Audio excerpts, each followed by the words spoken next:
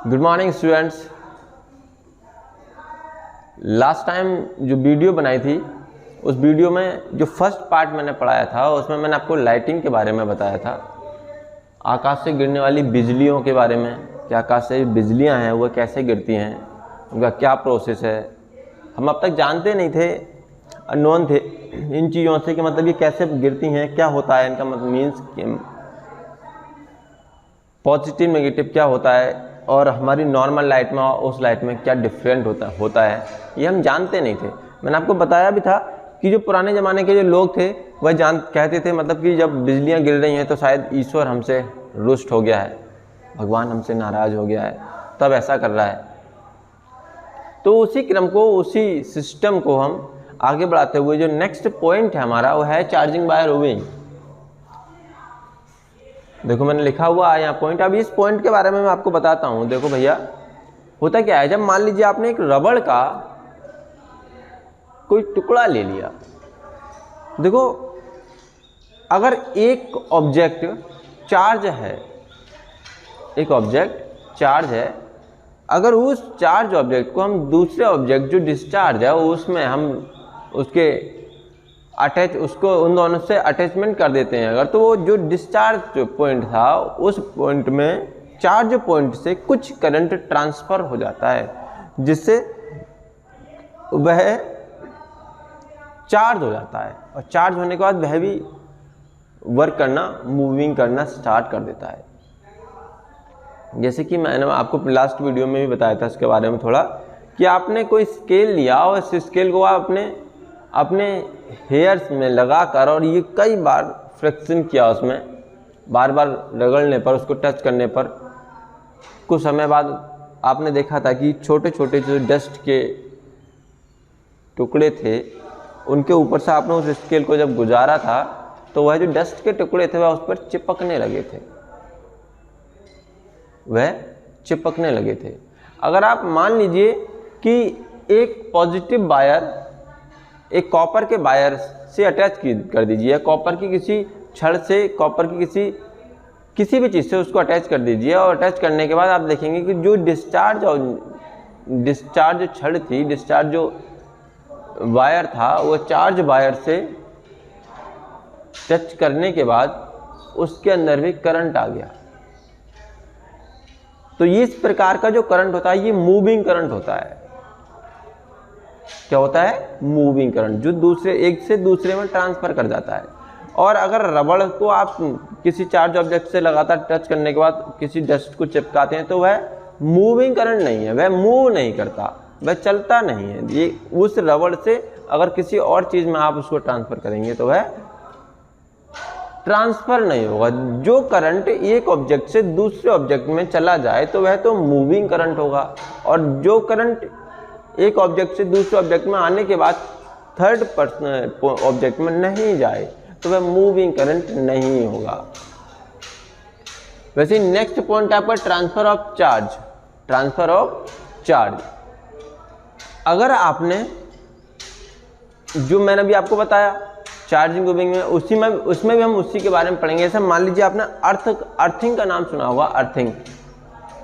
अब आपसे कोई पूछने गया व्हाट इज अर्थिंग, तो उसकी डेफिनेशन अगर आपको लिखनी होगी तो छोटी सी डेफिनेशन है, उसकी डेफिनेशन लिखेंगे the process of the transferring of charge from a charging object to the earth is called earthing. मतलब एक पॉजिटिव वायर को आप किसी जो पृथ्वी से अटैच चीज़ है उससे जोड़ दें तो उसमें भी करंट आना स्टार्ट हो जाएगा, तो यही अर्थिंग कहलाती है। जैसे आप देखते थे कि अब से जब गांव में लाइन जो होती थी वह लाइन इस प्रकार होती थी, इसमें 3 वायर होते थे, एक अर्थ का होता है, एक पॉजिटिव और इधर से एक नेगेटिव। तो आपने एक वायर में से अटैच कर लिया अपने घर में और एक यहाँ पर एक कील गाड़ ली, एक जोड़ लिया, ऐसे इन दोनों वायर को आपने स्टेबलाइजर में ले गया और यहाँ से अपना करंट करना कर दिया आपने स्टार्ट। तो ये अर्थिंग होती थी। ये अर्थिंग आपने कहीं एक कील गाड़ ली उसमें जोड़ देते थे, या कई बार हम अपने नल में भी जोड़ देते थे, नल में भी जोड़ देते थे। अगर फिर आप देखते थे कि नल में जोड़ने के बाद हमको करंट नहीं लगता था, लाइट आने के जब लाइट चल रही होती है तब भी हमें करंट नहीं लगता था, लेकिन जब बिजली कड़क रही होती थी तो हमको करंट लगता था। मैंने आपको बताया था जब बिजली कड़कने का सिस्टम क्या था कि यहाँ पर पॉजिटिव करंट होता है और नेगेटिव भी होता है, लेकिन दोनों करंट जो होते हैं वह अलग अलग होते हैं। यह आपका सरफेस है, यहाँ पर वाटर लेवल जो है बहुत अधिक है। ये जब बहुत अधिक टेम्परेचर में आता है तो ये ऑक्सीकृत होकर ऊपर चले जाता है, ये क्लाउड्स बनाता है, बादल बनाता है। इस सरफेस के और इस एयर, यहाँ जो बीच का जो फ्री एरिया है इसमें एयर है आपकी, इस एयर के और इस सरफेस के मिड में भी आपका नेगेटिव चार्ज है और यहाँ पर आपका पॉजिटिव चार्ज होता था। ये जो नेगेटिव चार्ज है इस पॉजिटिव चार्ज से अटैच नहीं है और ये जो पॉजिटिव चार्ज है वह भी इससे अटैच नहीं है। जब यहाँ पर बहुत अधिक टेम्परेचर हो जाएगा तो ये ऑक्सीकृत होकर ऊपर जब चले जाएगा, क्लाउड्स बना लेगा, तो यहाँ के जो नेगेटिव चार्ज हैं वह इस पॉजिटिव चार्ज को अटैच कर लेंगे, टच कर लेंगे, और ये जब इसको टच कर लेंगे तो यहाँ का जो करंट का लेवल है वह बढ़ जाएगा। जब यहाँ के करंट का लेवल बढ़ जाएगा तो ये करंट ऊपर जाता है, ऊपर जाने के बाद यहाँ के करंट भी आपस में अटैच कर जाते हैं। फिर यहाँ से पॉजिटिव और यहाँ का नेगेटिव आपस में मिलने पर बिजली पृथ्वी तक, अर्थ तक आ पाती है।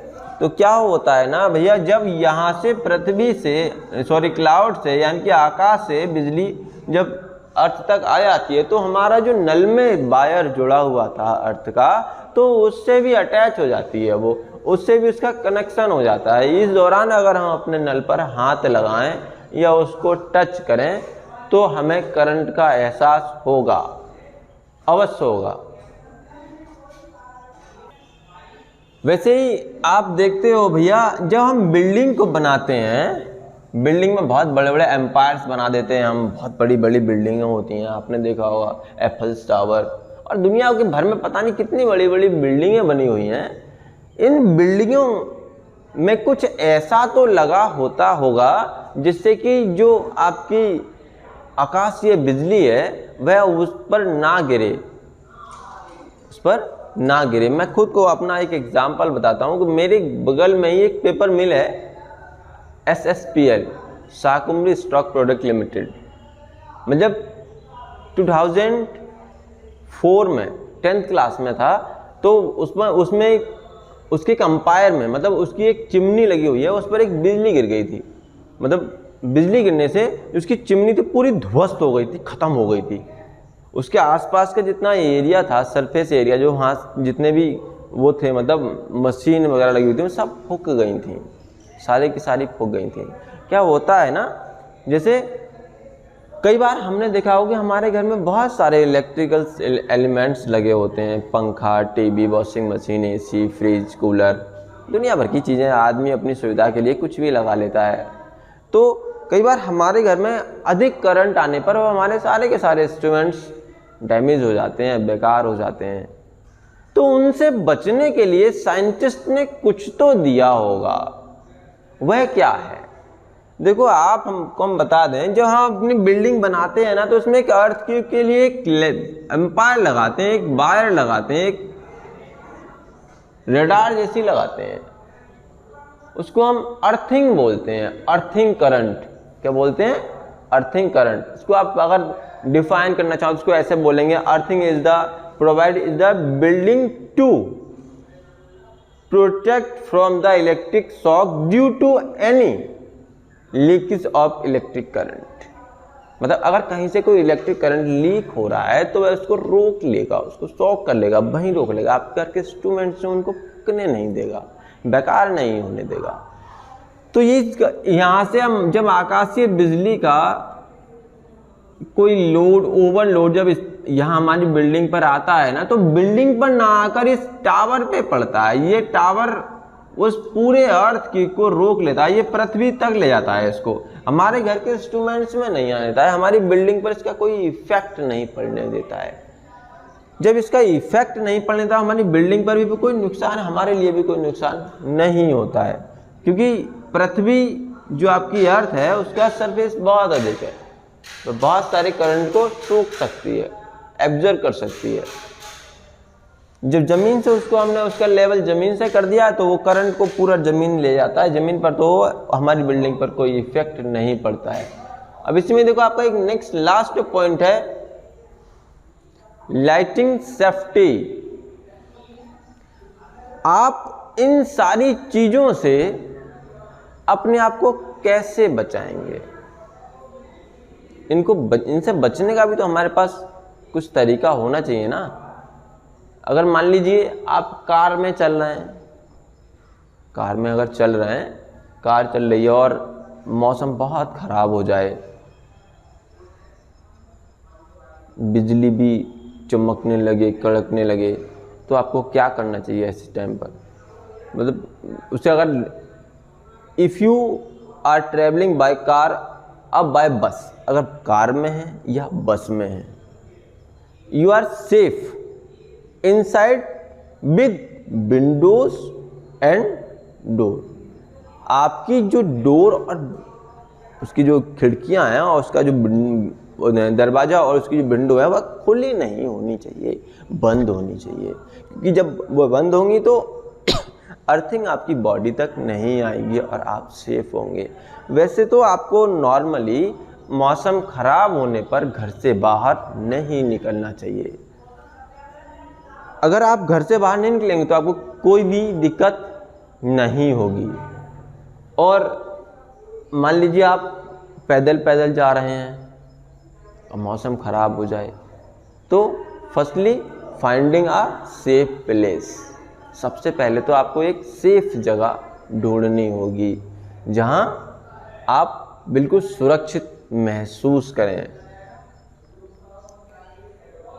सबसे बड़ी बात यह है कि मौसम जब खराब होता है तो ईश्वर भी हमारे लिए पहले इंडिकेट करता है, गरजता है, उसके बाद ही बरसता है। तो हमें उसकी सारी चीज़ों को समझना चाहिए। समझने के बाद हमें अपने ऊपर उसको अप्लाई करना चाहिए। अगर हम उसकी सारी चीज़ों, ईश्वर की सारी चीज़ों को इग्नोर जब हम कर देते हैं तो हम दिक्कतों में फंस जाते हैं। जब भी हमारे साथ दिक्कत होती है जब हम नेचुरल चीज़ों में कुछ छेड़खानी करते हैं। आप खुद देखते हो कि पहले ये सारी दिक्कतें नहीं होती, इतनी सारी बीमारियां भी नहीं होती थी। अभी अब कोरोना सुने होंगे, कोरोना का फर्स्ट स्टेज आया, सेकंड आया, अब थर्ड की भी लहर आनी स्टार्ट हो गई। ये कोई भगवान ने, विष्णु भगवान ने, शंकर भगवान ने या कृष्ण भगवान ने ना भेजे, ये हमारे ह्यूमन मेंटलिटी के अकॉर्डिंग ही बनाए हुए वायरस हैं। ईश्वर अपनी योग्यता को जानने के लिए प्रकृति के द्वारा होने वाले कार्यों में छेड़खानी करता है और ये सारी चीज़ें ईश्वर को पसंद नहीं आती हैं। जब पसंद नहीं आती हैं तो वह कुछ न कुछ उथल पुथल करता ही है।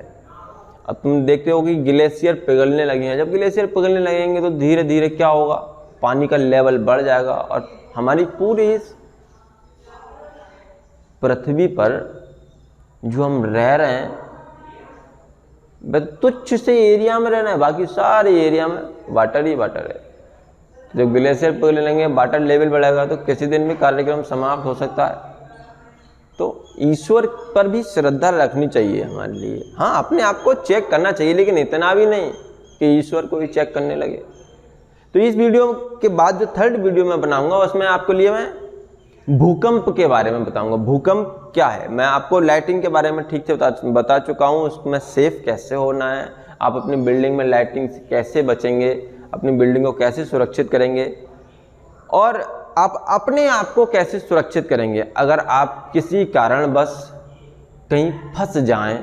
तो आप अगर मान लीजिए साइकिल से जा रहे हैं, साइकिल से, और मौसम बहुत ख़राब हो जाए और आपके पास छाता हो, आपके पास छाता हो, तो सबसे पहले तो आप लाइट जो वायर हैं, जो इलेक्ट्रिक वायर होते हैं, पोल होते हैं, उनके नीचे से निकलते वक्त सबसे पहले तो आपने छाता को क्लोज कर लीजिए। ओपन छाता लेकर आप उस पोल के नीचे से ना निकलें, क्योंकि वह पोल अर्थ से अटैचमेंट पहले से किया हुआ है। तो आपकी बॉडी उस वायर से गुजरने वाले इलेक्ट्रिक करंट से अटैच होने के बाद बड़ा धमाका हो सकता है। तो ये सारी चीज़ों की सेफ्टी आपको खुद करनी है। आपके लिए कोई भगवान बताने नहीं आएगा, आपको खुद सेव करना है। तो आपको इस वीडियो में इतना ही बताऊंगा। इसके बाद जो नेक्स्ट वीडियो बनाऊंगा उसमें मैं आपको भूकंप के बारे में ठीक से बताऊंगा। तब तक के लिए धन्यवाद।